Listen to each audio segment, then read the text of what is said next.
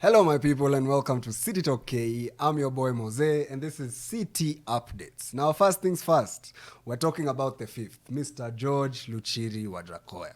Sijui kama mlicheki, but last week Thursday, Mr. Wajakoya finally unveiled his long-awaited manifesto.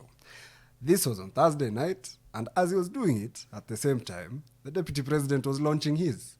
The reason for this hatutaongelea sahi, but what we are talking about. While Mr. Wajakoya was unveiling his manifesto, we discovered that apart from legalizing marijuana na kulea nyoka za kuuzia wa China, Mr. Wajakoya is also planning to export hyenas, mafisi.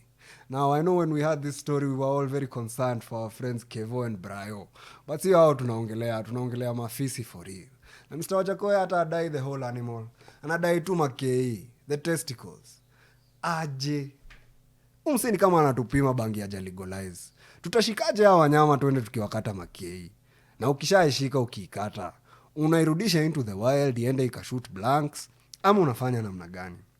Hizi ni maswali hatujiulizi. But the Vet Association of Kenya inaona hizi maswali sio pingamizi kwa Wakenya. Wamekashifi maneno sana, wanasema if Mr. Wajakoya was to actualize his plan, haina zitaisha Kenya na wiki mbili, Wakenya watashika zote wakizimaliza. Na wanasema this is not good for our ecosystem.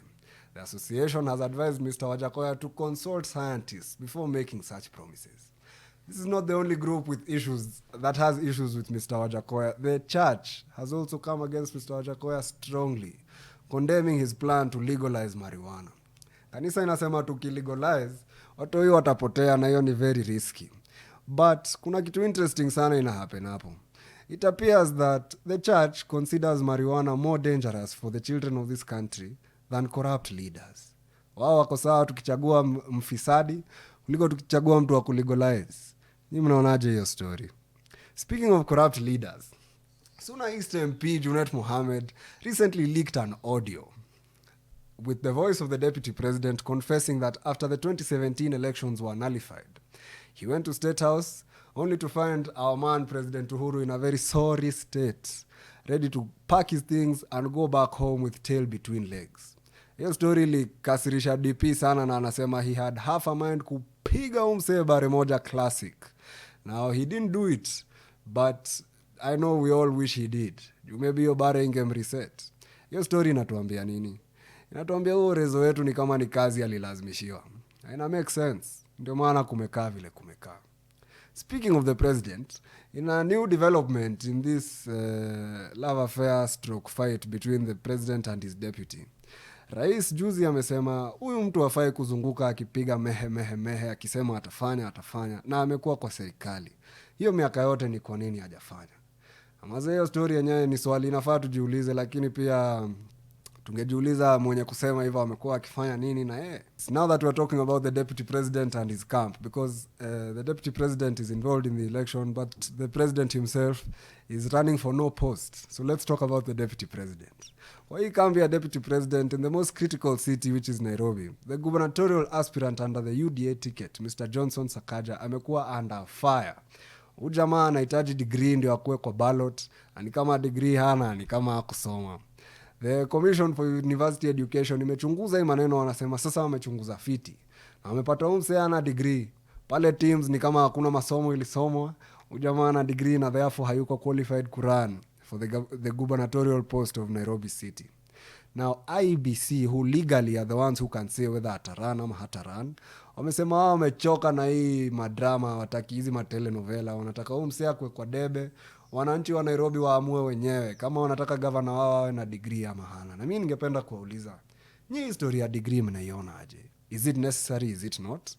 The interesting thing about this degree saga, the constitution in article 180 sub article 2 inasema that the governor should be eligible to run as a member of county assembly. Basically, governor na MCA wanafaa kuwa na the same qualifications at least.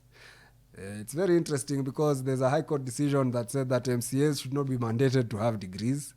Na hiyo story na make sense juu it's a very small percentage of Kenyans who have university degrees. So make a requirement for an MCA to have a degree, kuna watu wengi sana unatoa kwa hiyo hesabu.